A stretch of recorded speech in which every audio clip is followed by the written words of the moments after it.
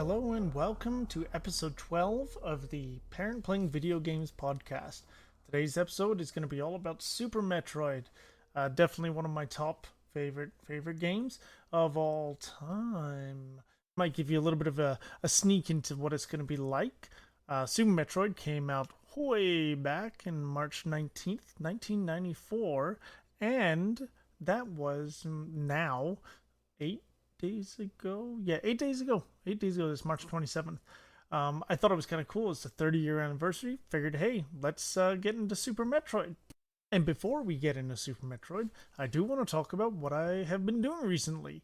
It was a nice day here where I live, and we decided, hey, we're gonna organize the patio.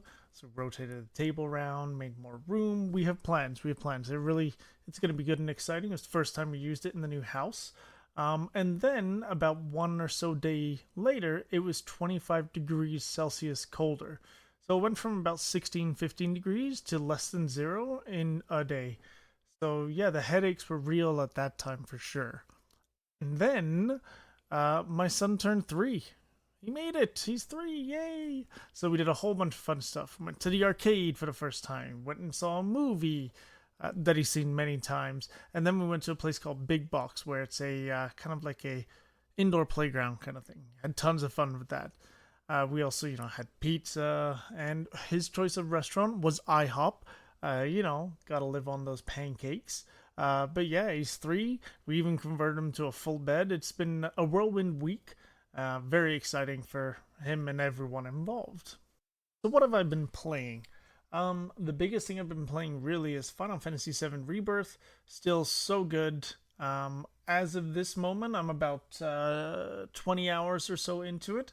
Of course, we're not going to spoil anything, talk about that in the slightest, but I'm having a really fun time with it, and I don't know, it's great. Anyway, so I've also been playing a little a game on my iPad called Tiny Shop. It's not free, but I mean, I have really not hit any kind of paywall or anything. You manage a little shop in almost like a medieval time kind of thing. So you're selling potions and swords, things like that. You have a garden. You constantly have things to do. It's actually a pretty fun little game. Quite enjoying it. On to the main event. Super Metroid, as I had said earlier, came out about 30 years ago now, almost to the day.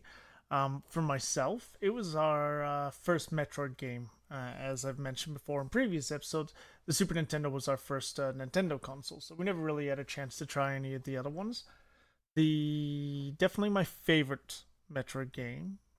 It is my favorite Super Nintendo game, and probably my favorite game of all time. It's definitely my most played game. I'll talk about that in a little bit about the different ROM hacks and randomizers, that kind of stuff. So we'll talk about that later on. And for now, we're gonna just go into the gameplay and the story. Of course, as I always seem to forget until I get right to it, but of course, we're going to be spoiling this 30-year-old game. I'm pretty sure most people do know the story of it, and let's be honest, the story is not um, the meat of the meat and potatoes of this game. It's kind of like the vegetable that you'll probably eat, but it's not really the main focus. So you may know it, but you play as Samus Aran. Not Metroid. A lot of people I have seen over the years think that is Metroid. No, that is Samus. And she is a bounty hunter. It continues on from Metroid 2 pretty much immediately. So Metroid 2 ends with Samus getting a hold of a baby Metroid. And so what she does, she flies off to the Ceres space station, drops off the baby Metroid, so then they can, I don't know, protect it, investigate it, something like that. And then you leave, and like a minute later, kind of thing, Ridley attacks and snatches the baby. Yeah, Ridley is a baby napper. Then you go ahead and follow Ridley to planet Zebes. I I have no clue how to say some of these. For years, I always said Samus instead of Samus, but here we are. You're gonna make your way through the whole planet, through the different areas, which we'll touch on soon. Eventually, you get to Mother Brain, and that is the boss. know, take care of Mother Brain, and then you get out of there. The planet actually does blow up, so not gonna have a sequel on this planet, I don't think. And so the first sort of chunk that we're gonna go over are the areas in the game. There are one, two, three, four, five, 6 areas. So we'll start with the first one, criteria. I put in criteria. Nope, it auto-corrected that. Anyway, it's called criteria. It's the surface of the planet itself. Has some structures, but it's kind of mostly caves. It is again beginner area kind of thing. The It's actually the original home to Mother Brain in the first Metroid. When you go through, and I guess that's the end of that Metroid. I've never played it. I've seen it beaten many times, but never actually played it. So yeah, take out Mother Brain, run away, blah blah blah. The boss of sorts in this area is Bomb Chozo, or is that right? Chozo? Yeah, I'm pretty sure it's Chozo. I always think it's chorizo, which of course is a sausage. I am also recording this right now, and I'm quite hungry, so yeah, food's on the brain for sure. So that was criteria. Next area you might visit is going to be Brinstar. That one's green, pink, and red. Has different sections. Quite a big area, actually. A lot of different items to find in here. There's a mini boss in this area as well. His name is Spore Spawn. And then there's the main boss, which is Kraid. Kraid is really cool because he starts off as just, taking up about half your screen. And then when you hit him once, he kind of spawns into taking up like the equivalent of 2 full screens. Like you have to move around the area. It's a really, really cool mechanic of that boss. Another one that you'll visit is called Norfair. It is super hot. Hot, hot, hot. If you don't have the right suit to protect from the heat, some of these rooms just damage you for standing in it. So yeah, you definitely want to find that suit for sure. There's kind of 2 areas to it in total. There's the upper Norfair and lower Norfair. In the upper Norfair, sorry, there's a mini boss there called Crocomire. I actually saw it a couple weeks ago on one of the streams I was watching. He has something like a million HP. It is 100 times more than any other enemy or boss in the whole game. But the way you kill him is that you hit him in his open mouth when he opens it, and he kind of walks backwards a bunch. And he eventually hits some acid and a terrifying death of his skin melting off. But yeah, that's Crocomire. And then in Lower Norfair, and the main boss of Norfair is Ridley. That guy or girl, either way, the dragon thing. It stole the baby Metroid. So rude is what it is. Tough boss for sure. He's definitely a tough one. Another area is Meridia, and then instead of hot, hot, hot, it's going to be wet. It's the swimming time. So this is an area where if you don't have a specific suit, which you might be getting that idea from it being called Metroid and how they progress, you can move a little bit, but very, very slowly. It's almost like you're in Jello or something. It's very sluggish. There are some kind of annoying bits in it. There's these sand pits that I don't like. I'm not a fan. Not a fan at all. The mini boss of Meridia is Batoon. He's kind of this. He kind of looks like a Japanese or a Chinese dragon kind of thing, like Dragon Ball Dragon kind of thing. But he's underwater, and he goes kind of behind the wall and pops his head out, or comes out from another hole. There's like 5 or 6 holes, and then he'll like snake around and go in. And the more damage you do, the faster he snakes. Not a terribly difficult boss, but also can be a little bit tricky at times for sure. The boss of Meridia, though, is Dragon, which is a quite hideous looking mother of little baby whatever they are. So kind of swoops down and attacks you, and you have to shoot her in her belly. But there's a neat little trick that with the grappling beam, which we'll chat about later, you can kind of have an electric current go through you into her, and you get fried crayfish. Crayfish. But yeah, that one's a cool boss. Couple different ways to kill it. Wrecked ship is a fun one. It's spooky.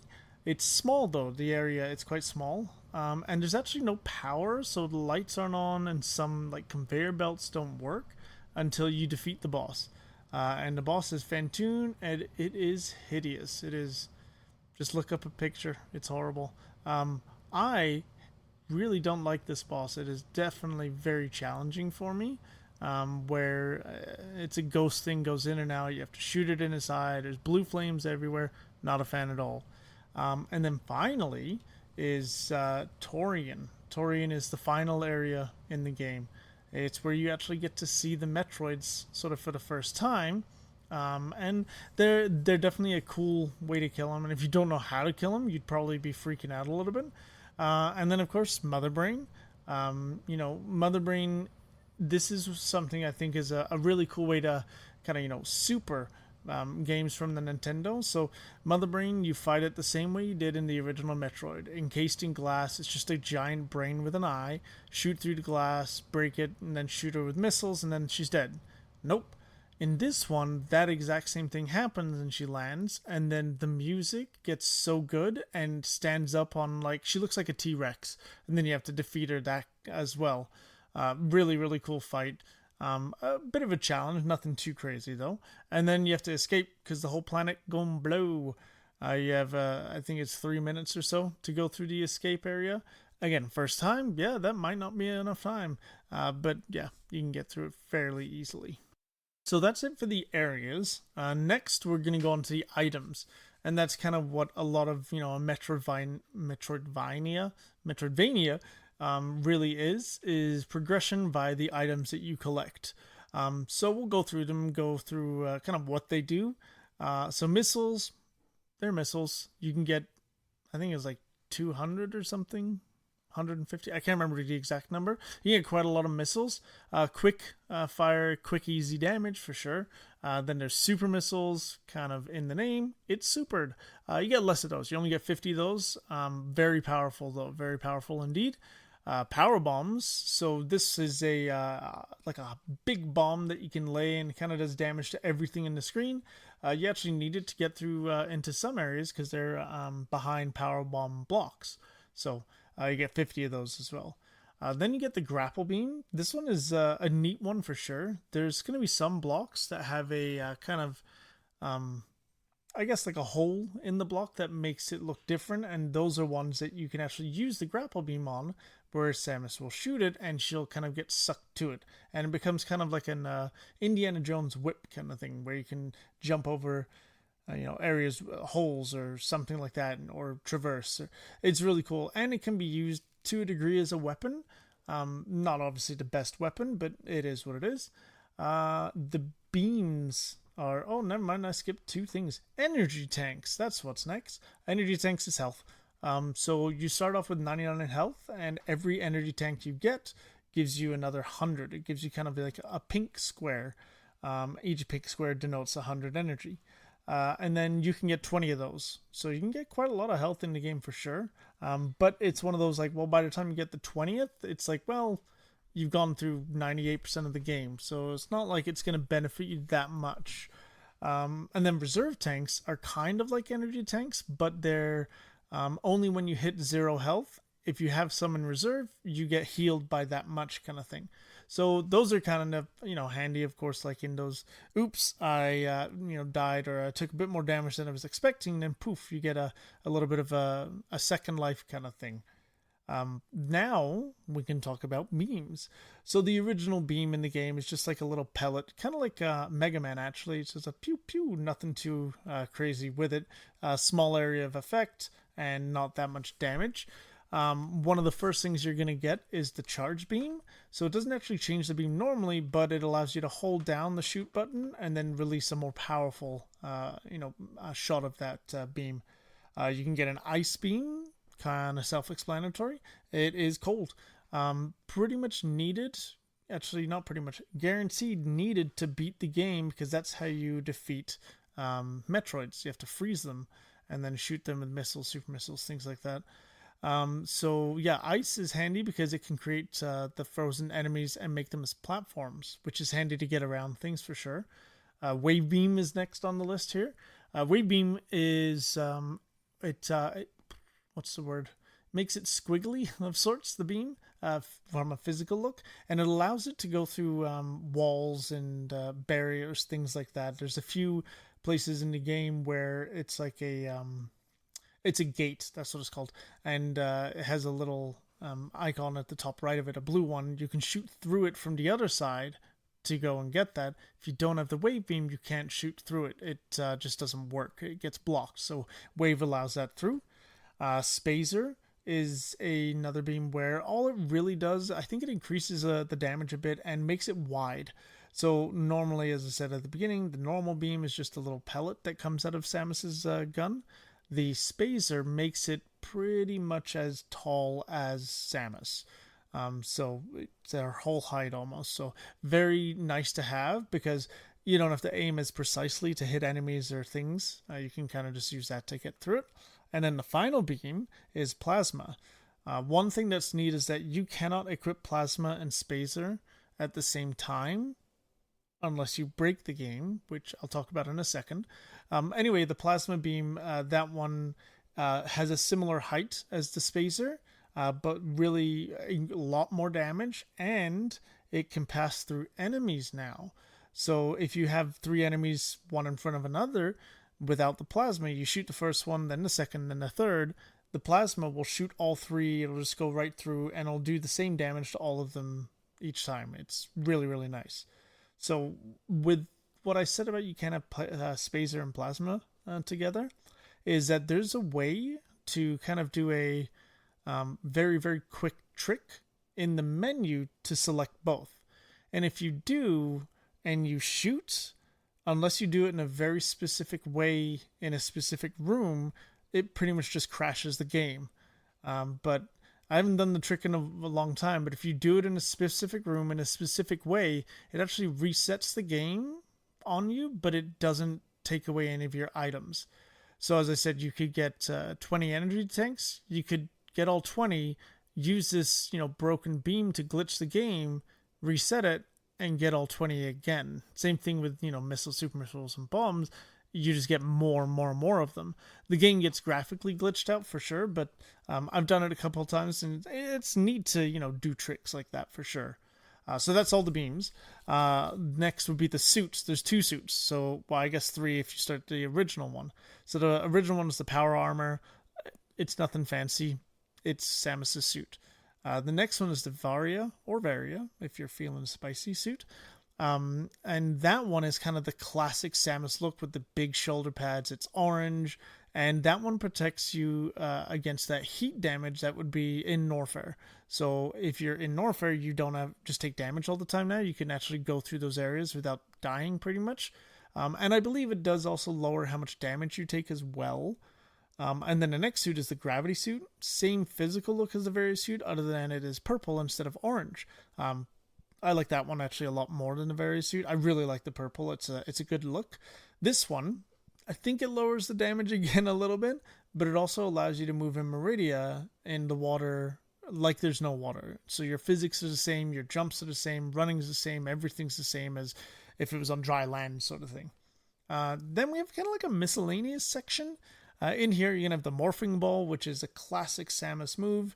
You press down twice, she goes into a little ball, gets you through different, passageways that Samus normally couldn't get through. Pretty much 100% required to go through the game. Then you can get a bomb, and this one is while you're in the morphing ball, you lay a little bomb. It can break blocks, it can make Samus jump a little bit. You can do a little trick called the infinite bomb jump, where you can just keep going up and up and up forever if you time it right. Next would be the spring ball. This one allows you to jump while in the morphing ball, so it can get you up those little ledges in those corridors much quicker, and to get to some items that would be very difficult to do without. Finally, in the miscellaneous is the screw attack. So this one's cool. So when you do a spin jump, normally you're just spinning through the air. With the screw attack, it makes you invincible and will destroy enemies in like one hit. So super handy. One of the last items, if not, let me think. Yeah, I think that would technically, if you go through the game how you should, and I'm putting that in quotes right now because I'll explain that later. If you go through the game, normally the screw attack would be the last item that you would get. So you're done the game pretty much except for the final boss. So and then the last section is boots. So there's two in here. There's the high jump boots, kind of makes sense, makes you jump higher, and then there's the space. Oh, sorry, there's three in here. I missed hitting enter on one of these things. Sorry. So then there's the space jump, which allows you to do a spin jump. While you're spinning, you can press the jump again, and you can kind of have an infinite jump. So that infinite bomb trick, this kind of, if you had this, you would have no need to do the infinite bomb trick kind of thing. And then finally, the last item is the speed booster. So that one, if you're holding down the run button with the speed booster, Samus gets very, very quick, and she kind of has like these shadows that follow behind her. She's super fast and can go through specific blocks, similar to like the power bomb. You can go through different blocks with that require the speed booster. You can do something called a shine spark, where you can kind of shoot across the sky with the same shadows and destroy other blocks that maybe you couldn't just run through. And then, yeah, that's it for the items. Now, as I mentioned, being that it's Metroid, these are gotten in no exact order. You do not need all of them to beat the game. So, for instance, Spazer, that one is just a little section off to the side. You could miss it completely and it would be fine. You'd never actually miss it. I think the only one you need to beat the game actually is Ice. And even then, you might not need it. It would be very difficult if you didn't. No, yeah, I think, yeah, you need Ice. You need Ice. Anyway, so, yeah, you don't need to get everything in the game. Of course, that makes the challenge rating different. So if you get less items, then it's going to be more difficult kind of thing. But yeah, there's a lot of items to get, but you don't need to get them all. So you kind of choose your own adventure sort of thing. So with the items done, we're going to talk about the music. So music was composed by Kenji Yamamoto and Minako Hamano. It's super atmospheric. It is probably not something that a lot of people would listen to kind of outside of the game. Rather, they want to listen to it while they're playing the game versus just, on a CD kind of thing. It's super nostalgic for me. There's so many great songs on it for sure. And of course, as is our tradition, we are going to talk about a few things. First, before we get into the songs, there's actually an album they released in '94 called Super Metroid Sound and Action. And there's actually a I can't remember exactly what it's called, but it's Galaxy at Peace or something like that. Really, really cool, like kind of remix of the intro, because they couldn't do that kind of quality, I guess, on the Super Nintendo. So they had a unique one on the CD. So the first song is Brinstar Overgrown with Vegetation. So, ooh, this, man, ooh, it is the best track. Easily the best track. When I think of Super Metroid, this is the song. Just sit back and listen and enjoy, that's for sure. Next on our list here is the Norfair Ancient Ruins, and it's probably the next one on my mind when I think about Super Metroid, or Metroid in general, actually. Really great song, really great drums in there, while you're exploring Lower Norfair. It's a great, like, kind of almost adventuring song, and it's also in Metroid Prime. So with that, I do want to focus on some of the OC remixes, Overclock remixes. So this is actually kind of cool because it's the 20th anniversary of OC Remix's first album, which is Super Metroid Relics of the Chozo. Really cool album in there, and a couple songs from that I want to mention. The first one is the Full of Life it's Full of Life by Protricity. Ooh, I don't know why that was a tongue twister. So yeah, this song, really great remix of the Overgrown with Vegetation song. It kind of just takes the song and pumps it all up, just gives it some extra oomph for giving the energy.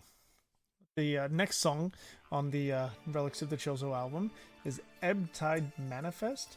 That's another one by Protricity. Really awesome mix. It's from Meridia, the water level. Really, really great sounds. It kind of has this fading back and forth between the left and the right channels. When you're wearing headphones, you can really hear it. But yeah, really, really cool, version of the song. And in all honesty, the whole album, all the songs are so good. Definitely worth a listen. As with all the other Overclock remixes, the album is also just on their website for free. And then the last remix song that I want to talk about, because I could go on for another 10 songs at least, but I have to stop. That one is going to be Four Little Metroids by Am I Evil. I haven't listened to a lot of these for quite a few years, but as soon as I saw this one song, I'm like, it all came back. The chills, the build up, the quality. Am I Evil is always on top with his remixes. And then there's three places that just change it up and make it great. At 136, at 241, and 348. Absolutely amazing. Really love this song. One of my favorite OC remixes of all time. Now, the time commitment for this one is going to be kind of weird and all over the place. I'll explain a little bit when I get there, but way back when I first played this, I think it took about 10 or so hours. And that was way back in 95, no, sorry, 94 when we first got it. I guess it obviously left that much of an impression on me for me to remember roughly how long it took to beat. Now I can beat it, I would say maybe about an hour 30, hour 45. Depends on what items I choose to collect, kind of how much I'm really putting into it. On the official side of things, the how long to beat for the main story is 7.5 hours, and the completionist is 9 hours. So about an hour and a half more to get all the items, sort of thing. Now, this is the part of this episode that I'm really excited for is the speed run. So this is probably the most run game that I've seen. Maybe the most, maybe one of the most. I'm not sure, but I think it was probably one of the highest, and I would say it was probably one of the most or one of the sort of first games to be speedrun because of all the skips you can do with so many different mechanics. Even just as simple as that in Brinstar, there's a section where you need the speed booster to get through it because there's gates that come down too quick for the normal run. But you can do a move called the Mock Ball, which puts you in the ball form at full running speed. Normally it's not that fast. But because you can do this, you can get super missiles technically before you should be able to, and you don't even have to fight Spore Spawn at all. So just because of that, you take a whole fight of a boss, or a mini boss even, out of the game, you're saving huge amounts of time. So that's one of the tricks. Another one, while technically a trick of sorts or a mechanic, it is something that you learn in the game, but it's not something that you need at all to beat the game, and that's the wall jump. It's I don't want to say simple, but it's one of the more obvious kind of tricks that you can do because, as I said, you kind of get taught it in the game. I don't want to toot my own horn of sorts, but I don't really have too much of a hard time with it, but when I've seen people who are playing Super Metroid and they're kind of doing speed running fairly early on, kind of thing, they're just starting to get into it. I see a lot of people struggle with the wall jump, and in my head I'm like, well, it's not that hard, but then that makes me come off as kind of arrogant sort of thing. But that's definitely one that can get you into different areas sooner. That maybe you need something like the high jump or the space jump to actually reach those higher spots, but the wall jump might be able to do it for you. And then the last one, which there are dozens of different tricks with these, but the last one I want to talk about is short charge. So that one is normally you hold the run button after you get speed booster, you run after a certain amount of steps, Samus gets those shadows and is now in speed mode. You can do a short charge by pressing and releasing run at the right time, and you can even do it shorter by also pressing and releasing your kind of directional button. So if you're running to the right, you press and release it and you do a stutter kind of thing. And yeah, that one I've never been able to do, or if I have, it's by pure fluke. But the short charge, I can usually do it. You can kind of do almost like 4 levels of short charge. I can do 1 pretty consistent, 2 quite consistent, 3 not so much, and I don't know if I've ever done 4. But that one's nice because you can get a charge in a space that you normally wouldn't be able to because you're shrinking the distance required to get to that speed. Now on the actual speed run times, I guess, for the categories, So any percent is by Oats and Goats at 40 minutes 36 seconds. So Oats is actually one of the first streamers that I ever started watching on Twitch, and he's definitely my favorite streamer. Very entertaining. Definitely check him out if you're interested in good Super Metroid runs. So that was any percent. So that's kind of clearing the game as fast as possible, but without really breaking any boundaries. There is a category where it's any percent, like just absolutely quick as possible. That's glitching out the game. That one's like 11 minutes, so you're definitely not seeing a lot of the game. Yeah, anyway, so any percent, lowest amount of items, quickest time.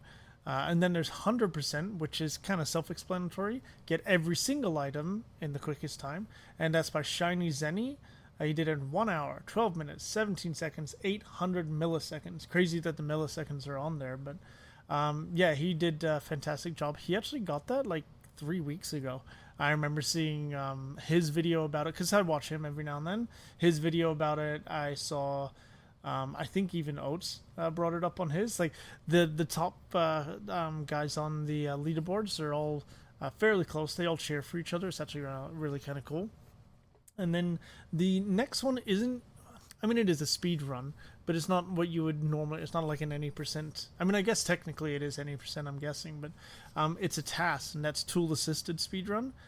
So that one is by Snick, and that's 35 minutes, 58 seconds, 31 milliseconds, and that one is where they actually program the game to kind of play itself, but every single movement is sort of programmed, so it's not a human reacting and trying to get that perfect 1/60th of a second, a frame perfect trick to make this jump or to do something really quick.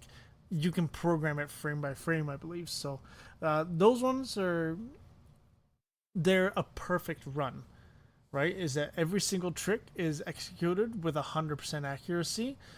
So it's kind of like a, hey, humans, this is what you technically could do, but you'd have to be incredibly good and consistent all the time. So, I mean, it's crazy that you'd think, well, it's, I mean, not even 5 minutes, 4.5 minutes that Oats has is slower than this. But I mean, the any percent runs, they don't get beaten by minutes, they get beaten by seconds. So it's pretty crazy that it's that much that it's, from the actual human doing it to the tool assisted speedrun. With the time commitment, similar to what I've said with a couple other games, including Zelda last time, is that there's ROM hacks and randomizers. So they are all kind of, I think, I mean, at least the ROM hacks I know are kind of possible by something called Smile, which is the Super Metroid item and level editor. So it's kind of like someone created a tool set to actually make your own Super Metroid games by using the assets of it. And that's been around for many years. So that's kind of where a lot of these have come from. And the randomizers, no clue how they're made. They are magic voodoo to me. But I've played a handful of ROM hacks, and as they can be good, they can also be terrible, to be honest with you, where they don't even work, or they soft lock or something like that, or they're just not fun. But I definitely like the randomizers. There's a few that I've tried. The first one I tried was the item randomizer, which is it'll actually place items in different locations. So when you think, oh, I'm going to go here, I'm going to get Spazer, you actually just get an energy tank or something like that. So they get shuffled around.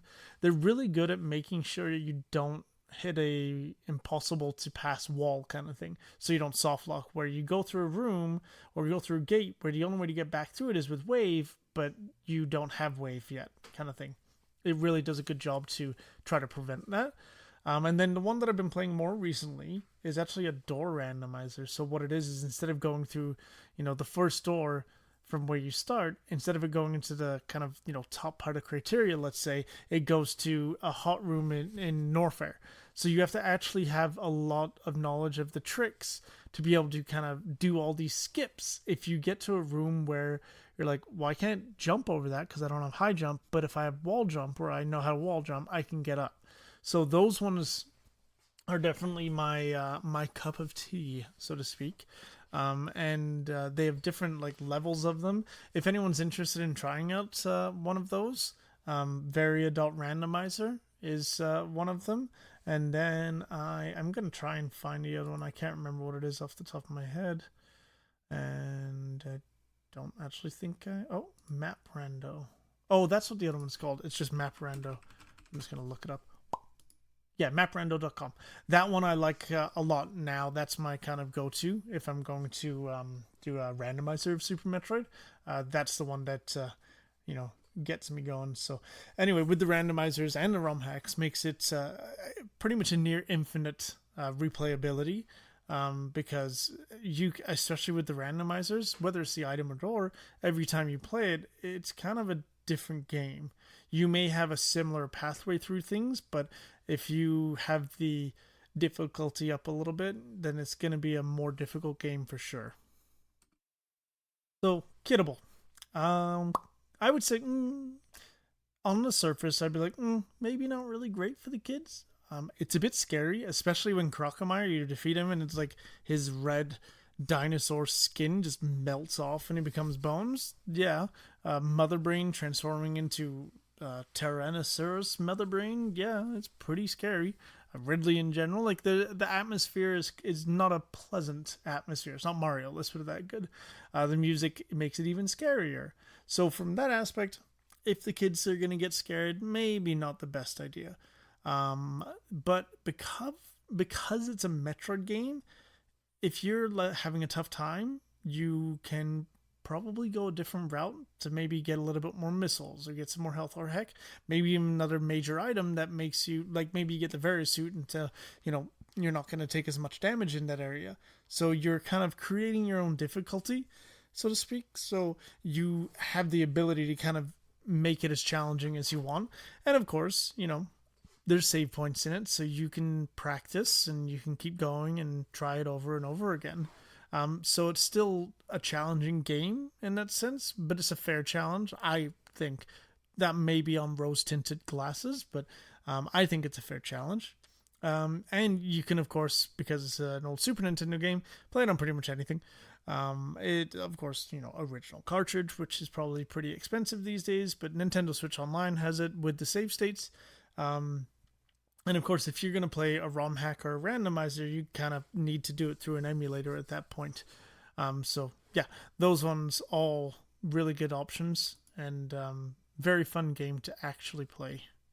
All right, conclusion time. Gee, I wonder what I will rate it. Well, you're wrong. I'm actually going to give it an 11 out of 10. That's right. That is an 11 out of 10. Somehow it busted through the scale. It's my favorite game of all time. Easy. Like, I mean, there's not much else to say. It's a great base game on its own.